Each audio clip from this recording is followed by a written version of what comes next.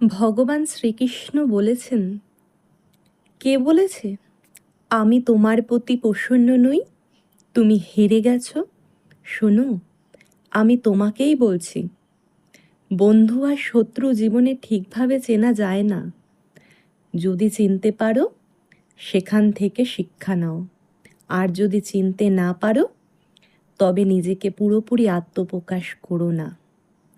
দেখবে, আপনজন সবচেয়ে বেশি আঘাত করে, কারণ সে সবচেয়ে দুর্বল জায়গাটি জানে। তখন অসহায় বোধ করবে। তাই নিজেকে কারো সামনে পুরোপুরি আত্মপ্রকাশ করো না। আবার যে তোমার আত্মীয় নয়, সে যদি রক্তের সম্পর্কে নাও হয়, কিন্তু তোমার প্রতি কর্তব্য, আদর্শ এবং কর্মে যদি অবিচল থাকে, তবে অবশ্যই তাকে পরম মিত্র ভাবো। আজ তোমার চাহিদা মতো হয়তো তোমার কাছে কিছু নেই, তার জন্য আক্ষেপ করো না। বরং আক্ষেপ না করে ছোট ছোট মনের জোর একত্র করে তোমার কাঙ্ক্ষিত প্রাপ্তির দিকে এগিয়ে যাও।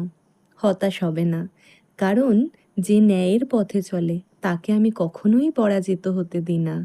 বিশ্বাস আর নিজের মনের জোর সব সময় বজায় রেখো।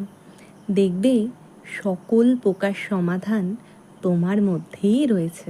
রাধে রাধে।